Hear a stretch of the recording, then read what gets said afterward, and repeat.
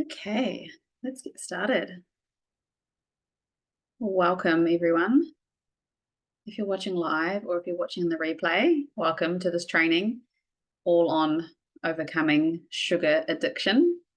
I feel like this is a really common topic that has been coming up a lot lately and all throughout my whole entire life myself, and also with being a health and wellness coach and being in the health and fitness and wellness industry for well over 10 years now. It's sugar, and how and why is it so addictive, and what can we do about it? So I want to start off by saying the sugar that I'm talking about, there are different types of sugar. Yeah, we've got natural sugar and we've got sugar that has been processed. So I'm not talking about sugar that's naturally occurring in a fruit, like an apple, for example. So that's why with the coaching that I do, I teach people how to read food labels, because an apple, like a medium-sized apple, has roughly around 12 grams of sugar in it. And if you look at that and you go, oh, that's 3 or 4, that's 3 teaspoons. Oh, that's quite a lot. But when you look at how it's actually made and where it comes from, and it's an apple off a tree, and if you have the skin on it around the outside, you've got the fiber, which is really, really good for your gut and your digestion, and it completely changes the way that the sugar is going through your body and the way your body is reacting and seeing or noticing what that sugar is there. Yeah. So it's not always that food that is high in sugar is always going to be bad. It's like let's actually find out and figure out, where does the sugar come from and how is it made in the first place. So when it comes to fruit or even honey or naturally occurring sugars in like yogurt or milk or dairy or anything like that, I'm not really solely talking about that in this training. I'm talking about the ice cream and the lollies and the chocolate and the cakes and the muffins and the slices and the biscuits and all of the things, yeah, that the sugar that's been processed.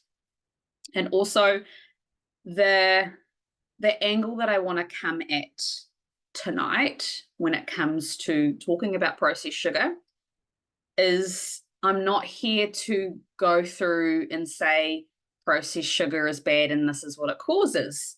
It causes heart issues, diabetes.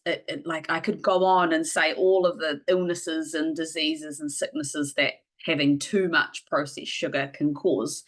You can Google it. You can see a whole list. You can see so many different illnesses that having too much processed sugar can cause. So we know that.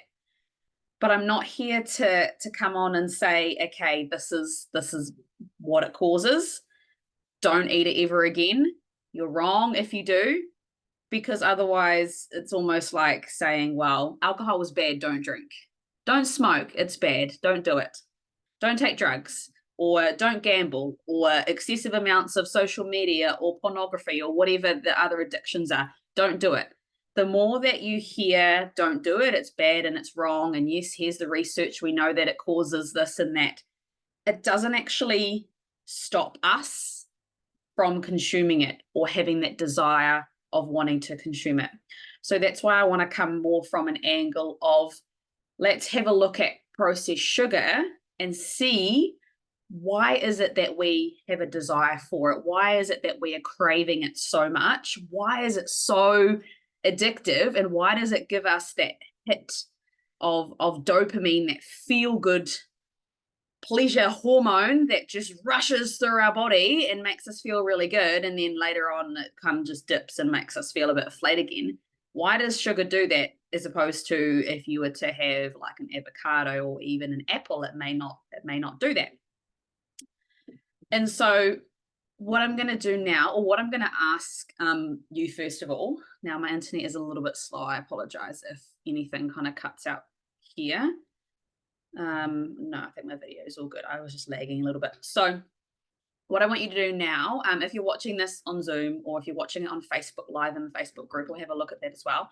I want you, if you can, if you can't, you can come back to the recording and do it later, to comment what is your favorite type of processed sugar and why.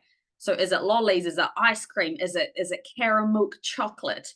Is it muffins? Is it, what is it? And I want to know why as well. If you're able to comment, I'll just check the Facebook group and see if anyone's watching live on there. Oh yeah, there's a couple of people watching there. So if you are watching on Facebook, then comment below. I want to know. So for me, a little bit about my journey and my story. Mine's been lollies. My biggest addiction or love of the type of sugar that I have had, and I remember having ever since I was a very, very, very young child, is lollies, candy from the dairy. I would always stop by the dairy and always buy lots of lollies, and I would steal lollies out of my mum's sugar jar, lolly jar that she would put away for treats. I would find it and I would just demolish the whole thing. And the main reason why I've created this training in the first place is because back then when I was a child, I never really understood why I had this strong desire for children. When I was a child, why I had this really strong desire for having so much sugar. What I understood there, or what I learned, and this is all true, is that it's addictive and it's not good for you, and to only have it as a treat and to limit it and not have it as much. But I was just so drawn to it, and I couldn't really figure out why until realizing, doing a lot of personal development in my 20s, I came to realize that a huge reason why I was drawn to sugar isn't just because of the feel good and the taste and the pleasure that I got from it, because some people don't like sugar, some people don't like lollies, they don't like it, it's icky, it's sickening, they don't like it. So for me, it gave me that rush, but it also made me feel safe, because I had a lot of times in my childhood and teenage years where I liked to feel in control. And when I felt out of control, when I felt overwhelmed or frustrated or really busy or life was really full on, I would reach for the sugar.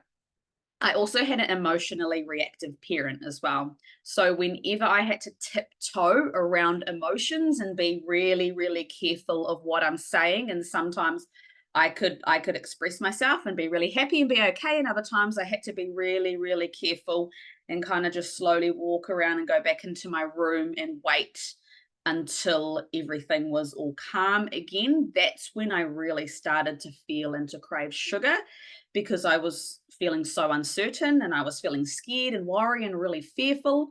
And all of these feelings that were coming up for me made me then want to go for the lollies. Mine was lollies too, and a full block of dairy milk chocolate. It just tastes so good. Yeah, exactly. So for me, it was, yeah, just looking back, I could just see I just wanted to be in control. I wanted to feel safe. It actually made me feel safe and happy and secure and loved when I had times where I didn't feel like that, when I was tiptoeing around emotions and couldn't fully express myself at certain times. It made me feel comforted. Now, if I had a whole bag of lollies or like a whole block of chocolate and I felt really, really sick, I would start to feel guilty because I just felt absolutely horrible and I felt absolutely just like trash. And when I was a teenager, it started, this habit started when I was whenever I started taking Panadol, swallowing Panadol, maybe 13, 14, 15, 16, somewhere around them. I would feel out of control, or I'd be in a fight with someone on social media, or I'd be in conflict with someone, or I would just feel like I'm not okay, and I would consume a whole entire bag of lollies and then an ice cream as well, and just keep eating sugar, and I'd feel so sick, my gut would hurt, and it would just be in such intense pain. And I'd take some Panadol, some painkillers. And then half an hour later, I felt better because the painkillers were helping me feel better and would take away the pain from eating all the sugar. And I repeated that cycle for a really, really, really long time. And the thing is that I made myself wrong for it. I always felt guilty. And I was like, man, this sucks. Why do I keep doing this? And I want to go into a few slides. So I'm going to share my screen really soon and kind of talk a bit more into where this guilt cycle comes from. Like, why does it happen? And how can we actually overcome this guilt cycle and carrying on repeating the cycle over and over again and just feeling frustrated because it's annoying, it's a pain. I had it for a good 15, 20 years of just guilt over and over again of sugar, and it would feel really good and feel amazing, and then I feel guilty, and it was like so many highs and lows. I just wanted to be balanced and kind of in the middle here and just be okay with, and it was really, really tough. So that's why I'm bringing you this training tonight. So yeah, if you haven't already, I'd love to see anyone else's comments of what type of sugar that you love. And I'm also not talking about, you know, dates, like naturally occurring sugars that you might put in like a homemade brownie or a slice. And when I say muffins and cakes and pancakes and biscuits, it's how it's made, because you can make pancakes from home out of banana, eggs, and buckwheat flour, and you can make like a Whole Foods pancakes. Yeah, I'm talking about if you go to a restaurant and you get them, or it's got normal processed sugar in it. So there are different ways of making Whole Foods baking, but I'm specifically talking more so about the one with the processed sugar in it. So I'm gonna bring up my slides here, and I want to show you first of all why here are some reasons why you may be craving sugar often, and what can be done about it. Just a sec. My laptop's just quite slow. My 2-year-old has been smashing keys on the laptop really, really hard.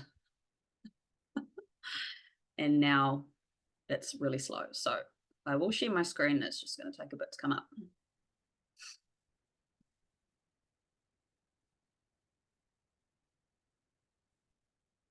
Okay, we're good here. Here we go.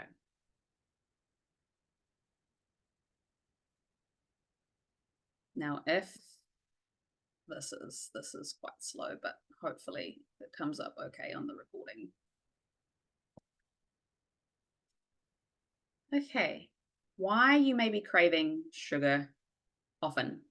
Now, there are some reasons, physical reasons. There can be reasons mentally, emotionally, that can be causing you to crave sugar. Yeah.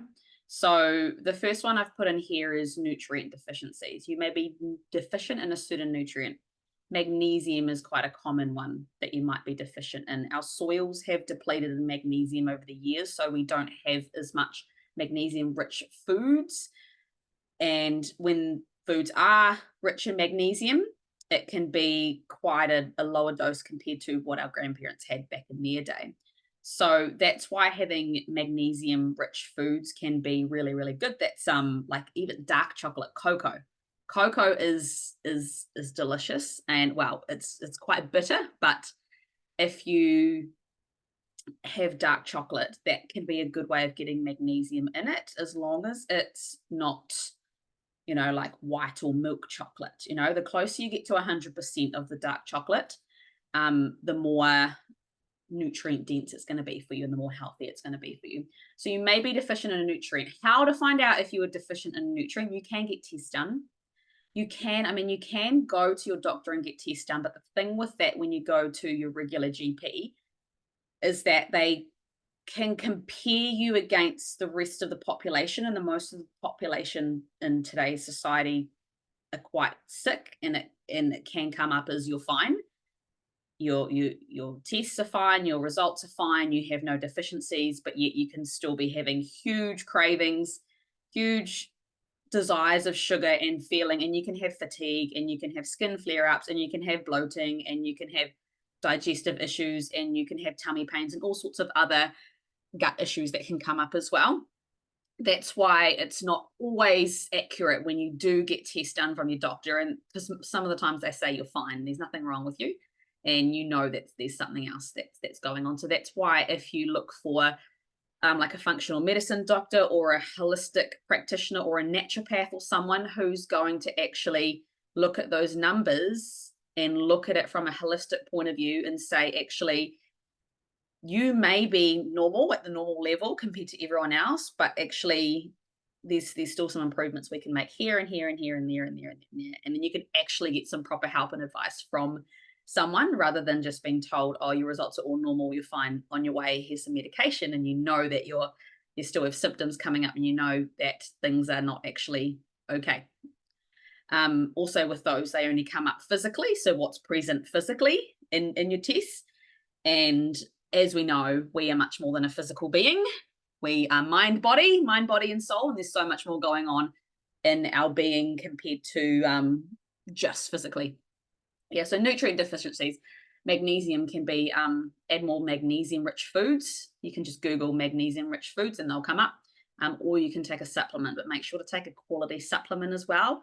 You can get magnesium from the supermarket that's like $10 or $15. And if you look on the back, it's got these other additives in it and it's just low quality. You want to get a high quality, you may have to pay a bit more, but it's worth it for getting a higher quality magnesium option. And when you are looking for one, I like to ask and find, like I'll go on Instagram and I'll find other holistic practitioners or functional medicine doctors or other healthcare professionals that look at the root cause, and I'll go in and I'll ask, what's a magnesium brand that you recommend, and then they'll probably tag another page and I'll look at it, and then I'll go and have a look at it through there. But personally, I don't get any supplements anymore, never again, from the supermarket, the pharmacy or the chemist, just because a lot of them are quite synthetic and they're really low quality, and I'm not about cheap, low quality things anymore. Been past that stage, gone past that. I'm definitely more about quality now. So the next one is your body can crave more of what it has most often. So what I mean by that is the more you keep feeding it sugar, it's going to want more of that and crave more of that. Yeah. So that's why when sometimes you go, and I've done plenty of these before, they're horrible at first, but I felt amazing afterwards. Like 1 month with no processed sugar, doing that, then at the end of the month, I actually didn't really crave it. It's because my body wasn't getting it. And then once I got over the first week or two of feeling like absolute crap, I started to not crave it. Yeah. So if you're having a lot of something, it can mean that that's why you crave it, because you're having it. And it can be really counterintuitive, because it's like, okay, don't have any more sugar and you won't crave it. It's like, oh, good for you, like easy for you to say, but it's a huge desire and craving for a lot of people. Blood sugar imbalances as well. So of course that's another thing. You can, there's tests and everything you can get done if you want physical tests. But blood sugar levels, if there are imbalances there and your blood sugar isn't able to actually stabilize after you eat or have a meal, and it just spikes and goes crazy and you have all of these crazy symptoms, then that can definitely cause you to crave more sugar and have desires for sugar as well. And then hormonal imbalances, so that's the same with nutrient deficiencies.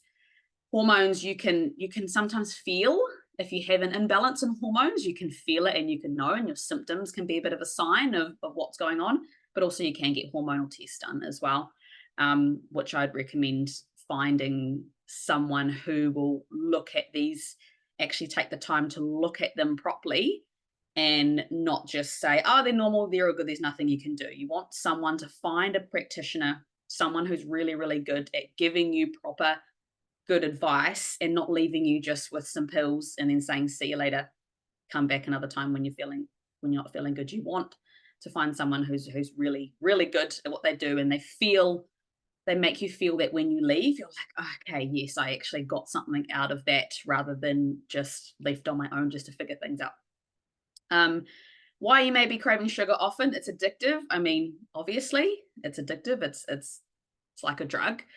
There have been studies done on rats to show that the way sugar, the brain, the way sugar reacts in the brain, like it's the same as pretty much as cocaine, as a drug. Yeah. So sugar has this really reactive, just this feel good pleasure rush, a dopamine hit, feel good hit. The same feel good hit that you get when you're having cocaine or something really, really high strength. So it is addictive. So that's why it's really, really hard to come off something that is really, really addictive. Now, the bottom one, the last one, is stress. And this is one that I'm going to go a bit more into, because even though physically, it may just be physically for you that you're craving sugar, I find that a huge common one is mostly stress of some sort. Yeah, 90% of doctors' visits are stress related. So most doctors' visits are somehow related or tied into stress. And that's mental and emotional. Yeah, that's your inner being. That's stuff that we can't always physically test for. When you get blood tests, you can't really always get a blood test and show that what's going on and with your thoughts and your beliefs in your mind and how you're living day to day and your lifestyle. You can't really physically test for that. It's got to be, you've got to do inner work to be able to get to the mental and emotional cause of what's going on with your stress. So why I like taking a holistic approach to health is because there are different areas in our life that affect our physical health. So you may have stress in your relationship, your marriage, if you have a partner. You may have stress in your finances. You could have stress in your health. You may have health issues or a health condition, and that can be stressful and repeat the cycle of trying to get healthy, but you're stressed because you're really unhealthy and have to, always have to be looked after and cared for with that health condition that you have. Could be family, friends, your work, job, or your career. So that's why when it comes to craving sugar, I want you to get really clear, and I'm not going to like pause and do time for this. I want you to come back to the recording and pause it here and go through each of these areas here. So relationship, your finances, your health, your family, your friends, and then your work, job, and your career can all kind of be in the same sort of one, or business. Should have put / business as well. So 6 different areas. I want you to come back to this and write down where you feel any tension or stress coming up in those areas, because it's good to get really clear with this, because often, and this was me for a long time, I'd just be going for the sugar and I'm like, I don't know why I feel like it. I crave it so much. I don't know why, what's going on. And I'd feel guilty and I would just keep eating it all the time. And I never actually sat down and paused and wrote out or thought about, where am I actually stressed? Yeah. So quite often my relationships going throughout my teenage years, go in high school when you had guys, I was dating guys, and it was, I didn't feel like I was enough, or I felt like I had to prove myself, or I felt like I had to be a certain person or be validated or act a certain way to be loved and wanted and to fit in. And that's stressful. So if I'm stressed and feeling pressure around a relationship that I have, then that can cause me to want to go for the sugar, because I want to have some kind of way of coping.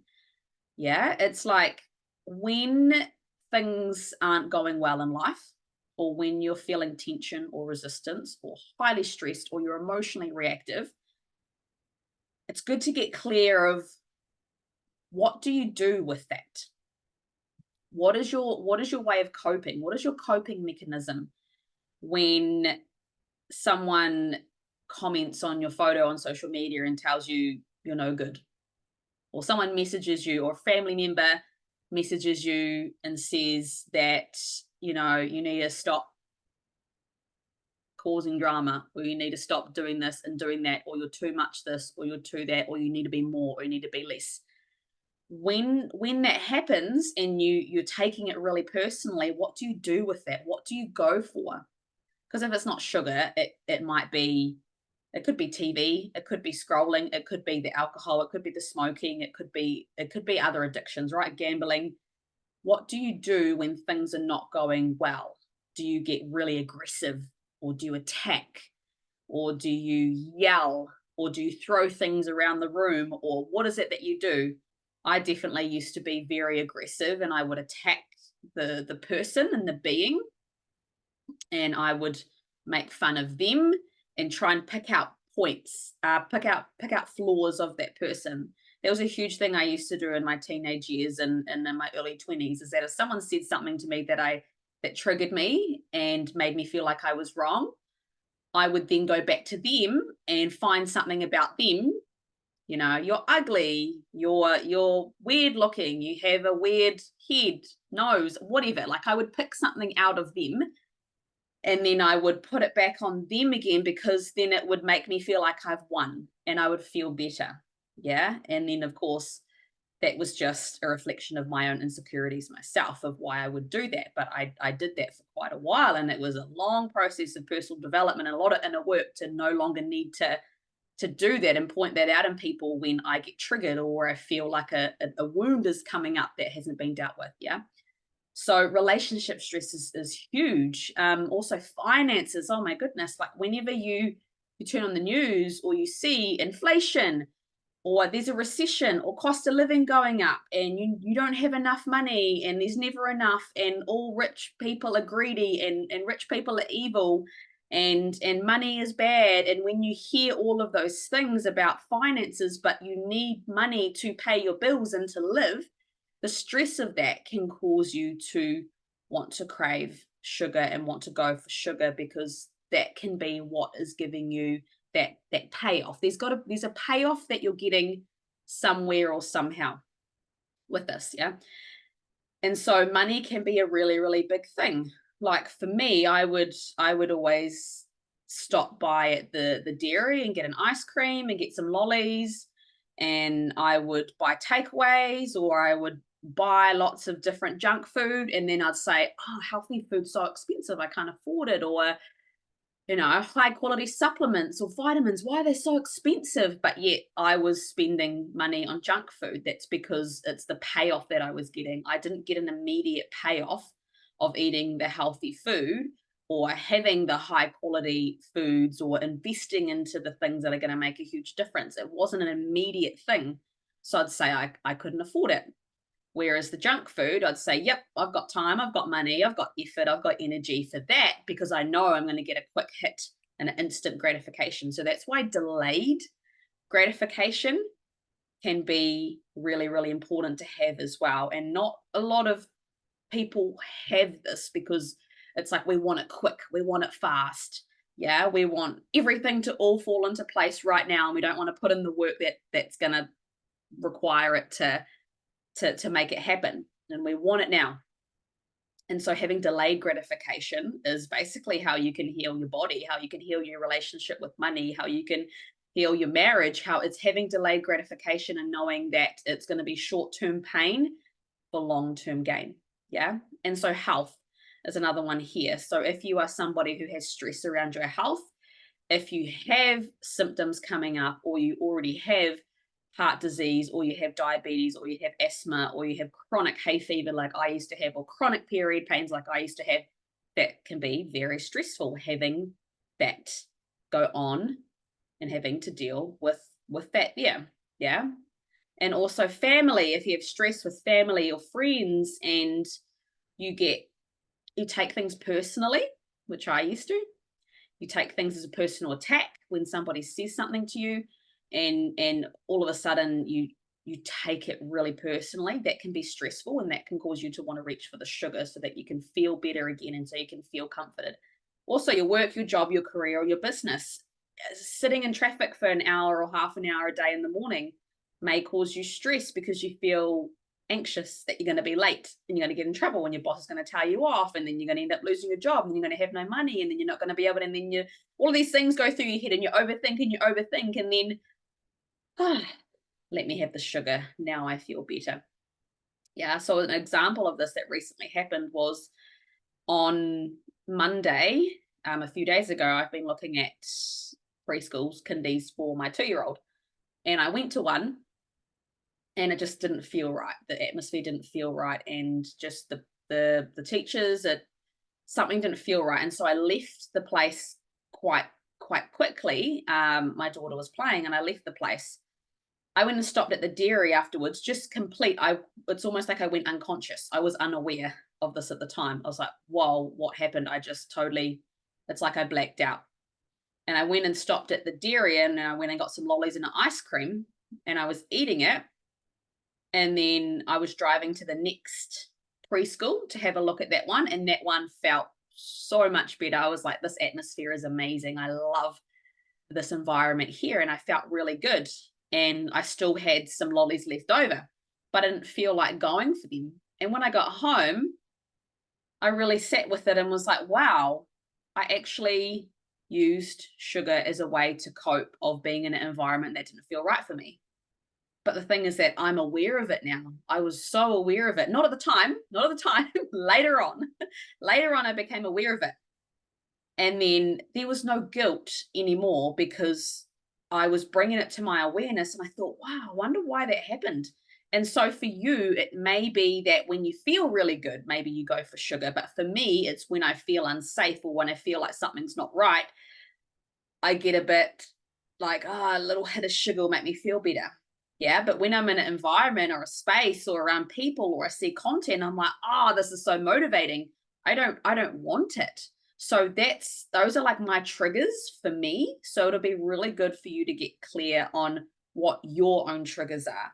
What is it that triggers you to want to go for the sugar? And I'm not talking about consciously doing it like you're at a birthday and you're like, I'm going to have a piece of cake. Like you intentionally do it. I'm not talking about intentionally allowing yourself to have sugar. I'm talking about when you do it with no awareness, or it's coming from a place of you're stressed first and then you go for the sugar, even though you don't actually really need it or want it. You actually want comfort and security and safety and happiness and joy and pleasure instead is actually what you're wanting. And sugar is like a pathway to getting that, even though it's just a quick hit. And so, so pause this if you need to and write down in those areas there any stress that you feel that is coming up. But also I'm only human. Like I'm not looking at getting this perfect. I'm also going to have times where I'm married as well. If you're in a relationship, that relationship is going to be the biggest test in your whole entire life. You'll never be tested so much because you're with that person for life. Like they're your life partner. They don't grow up and move out of home. You're with that person for life. And triggers can come up there and that can cause you to crave sugar. And I know it has in my marriage as well, because I'm only human and I also struggle at times also. So get really clear with what are your triggers and these certain areas of life. Where do you feel like you're not free? Where do you not have freedom? And where do you overthink? Or where do you lie in bed and overthink? Yeah, do you lie in bed and you think about, I don't have enough money? Or do you think about, man, I don't really have any good quality friends? Or, my family, I don't have any good family here. Like, what do you overthink about? Write that down and just get clear on what it is that your triggers are, because that can be a really, really good starting point with why you may be craving or going for the sugar. So I'm going to go through some of these phrases or some of these things here that I wrote down, which are quite common, that you just need to look on social media. You just need to have a bit of a scroll, unless you've cleared out your news feed and you don't have these kinds of things coming up, but they may come up from time to time, especially if you're into health and wellness. If you're not, then it might not. But a lot of these things may and will come up from time to time. Sugar is bad. You may see content or posts or stuff on TV or magazines or read them in books or have conversations with people, and you may be told or you may hear these things. Eating ice cream is wrong. Stop eating chocolate. You got to have more willpower. You're lacking discipline with your eating. You mustn't have much motivation. And if you keep eating sugar, your goals aren't important enough to you. So these things here are what I used to teach as a health and fitness coach, because that's what I thought. If I wrong people and make them feel guilty, then that's how they're going to change. And the thing is that sometimes people do. I find it can be often with men more so than women. Sometimes with men, if you say to a man enough times, like, you're doing this, it's bad, you're ruining your whole life, you're screwing up, you're stuffing everything up, like you need to change. Sometimes they go, oh, and they do. But as a general kind of thing, especially for women, we're such like feelers. We love to feel good and we want to feel like we're very intuitive. I feel like these kinds of phrases are just going to carry on that guilt cycle, make you feel even worse, and you're going to keep going for the sugar even more and doing the same behaviors and patterns that keep you feeling like you're stuck over and over again. So that's why these phrases here, when you see them come up or when you see someone talk about it or anything like that, try not to take it personally, because if you are told this, you lack discipline because you went and ate the chocolate cake. It's only an opinion. It's only a perspective. It's only a view. You don't have to take it on as truth, as your own opinion or view. Yeah. So when all of the stuff that's going on around us comes up, we've got to really filter it out and sort it of, okay, yeah, that fits well with me. I like that. Or no, I'm not going to take that on board. I'm not taking that personally. That's your opinion. That's your view. That's your perspective of your journey. I'm just, thank you, see you later. I'm not going to take that on board. So we've got to decide to say yes to what is for us now and no to what isn't for us. So that's why, like, you may see diet plans or health, given different health plans or routines or whatever, and it might have a lot of this in it, and it might tell you that you've got to have discipline and you've got to have willpower and you've got to have motivation with your eating. The thing is that, yeah, you're going to have it at times, of course you are, but no one's ever 100% motivated all the time.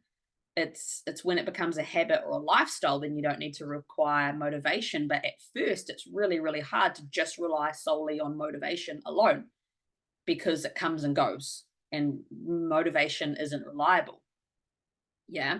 So that's why I'll change to the next slides here. This is all of this training is basically based on my own journey that I've been through.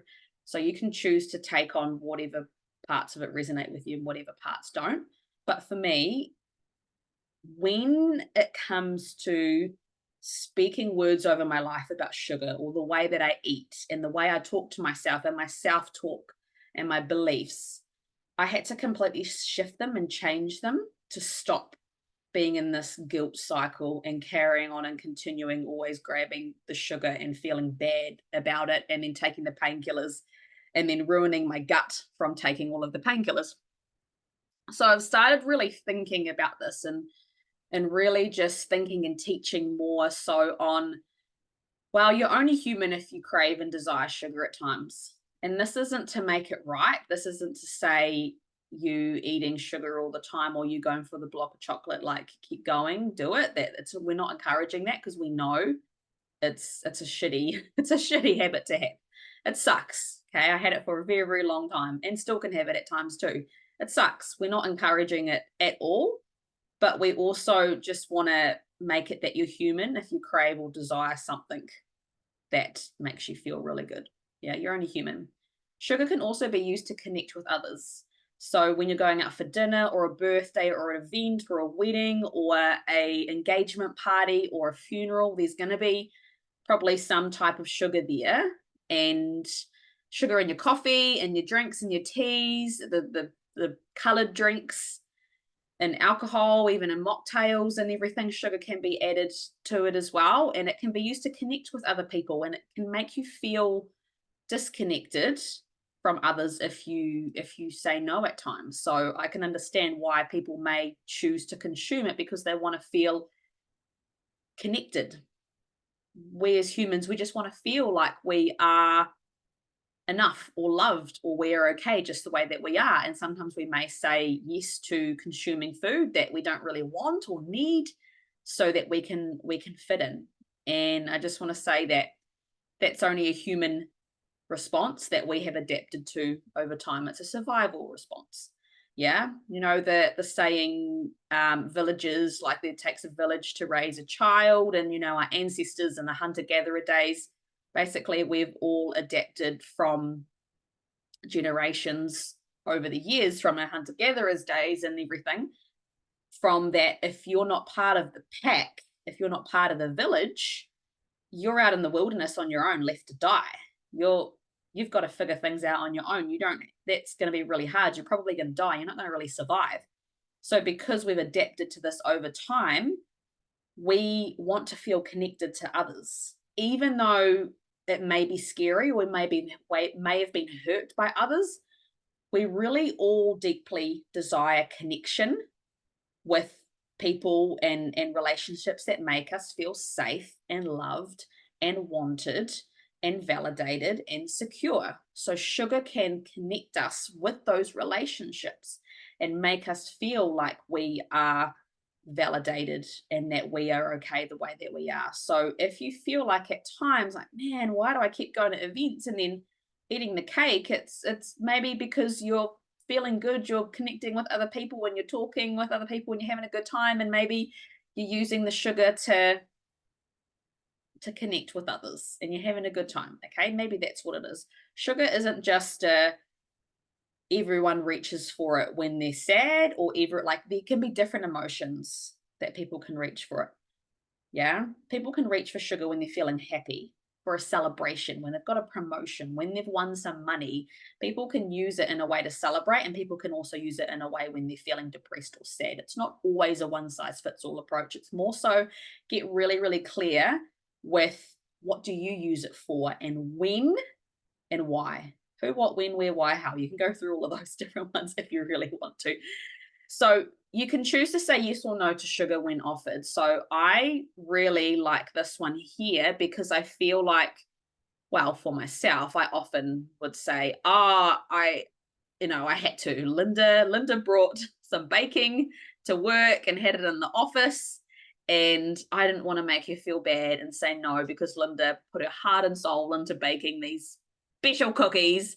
And it was because of Linda. That's why I had the sugar. It's like, no, we've got to take responsibility for ourselves of when we say yes or when we say no to sugar. And we don't have to give all of these reasons and over explain. I know that over explaining was a thing I used to do.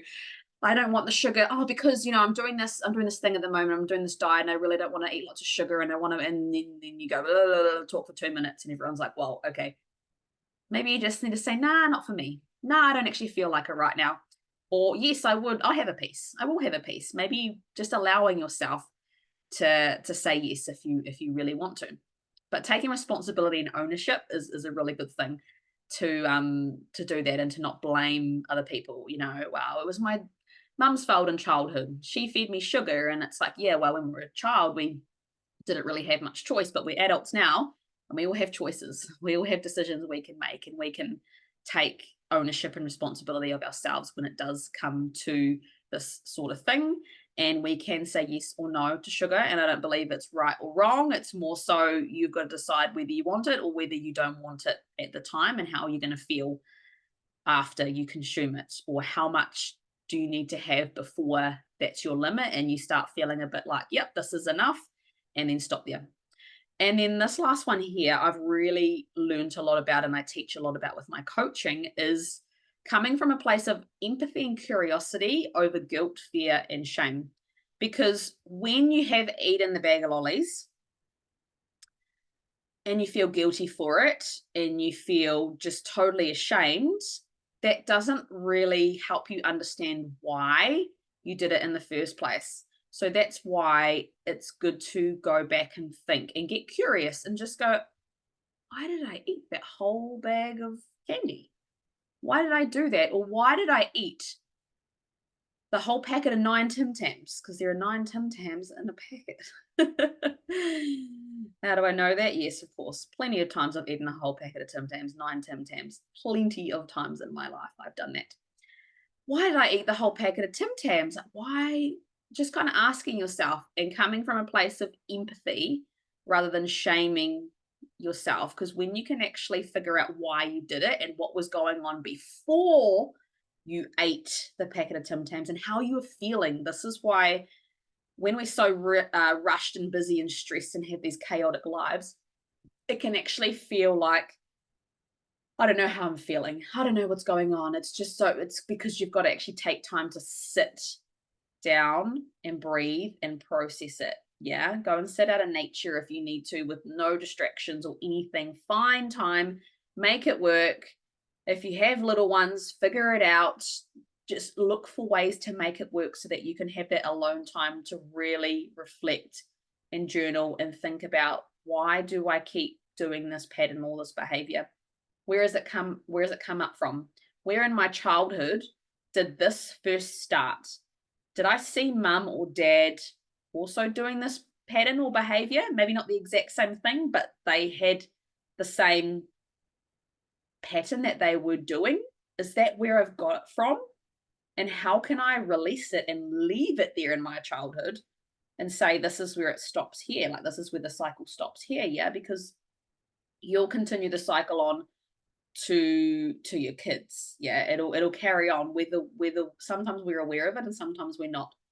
But if you come from a place of curiosity rather than guilt and shame, then you'll shame yourself and you'll feel guilty. And then your kids will grow up seeing a mum who always feels bad for everything that she does, and she never does anything right. And she judges herself and shames herself constantly with what she eats and what her body looks like and everything.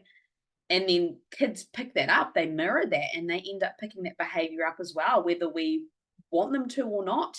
And then we can end up finding later on that they are having maybe the same kind of issues that we're having as well. So that's why curiosity and empathy really over guilt, shame, and fear is kind of the way to go when it comes to consuming sugar. Let me just see if I had another slide left. No, that was the last slide there.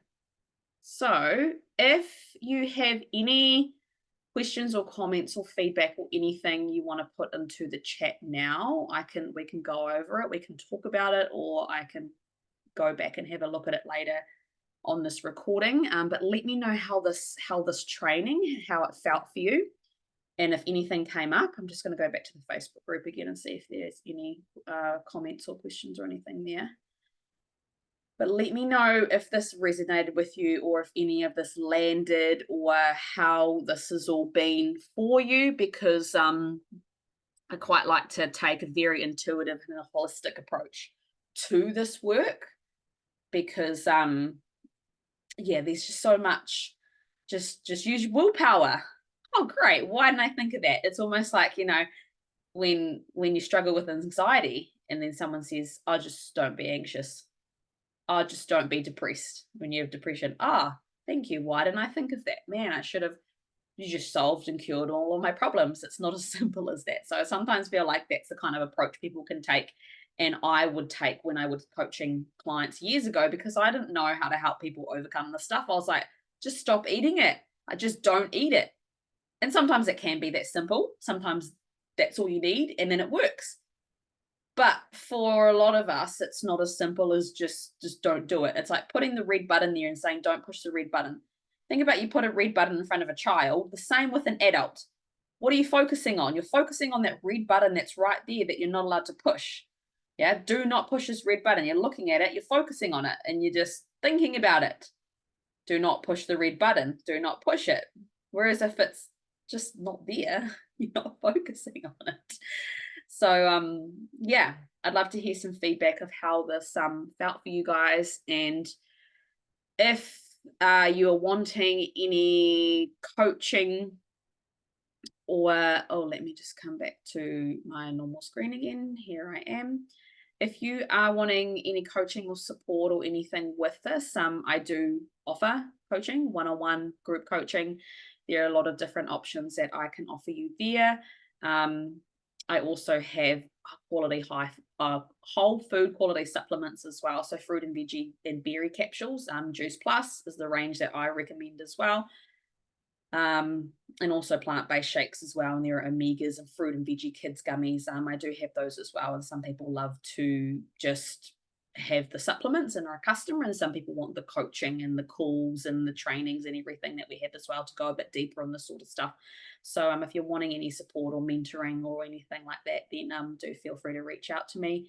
And yeah, going back to the capsules as well, when I first started taking the fruit and veggie capsules in 2017, for me, I found that they were really helpful, because in 3 weeks into it, my sugar cravings weren't as strong because I was getting so many good fruits and veggies into my body. Now everyone's different. Some people take it and it takes months, and some people it takes a year for them to notice anything.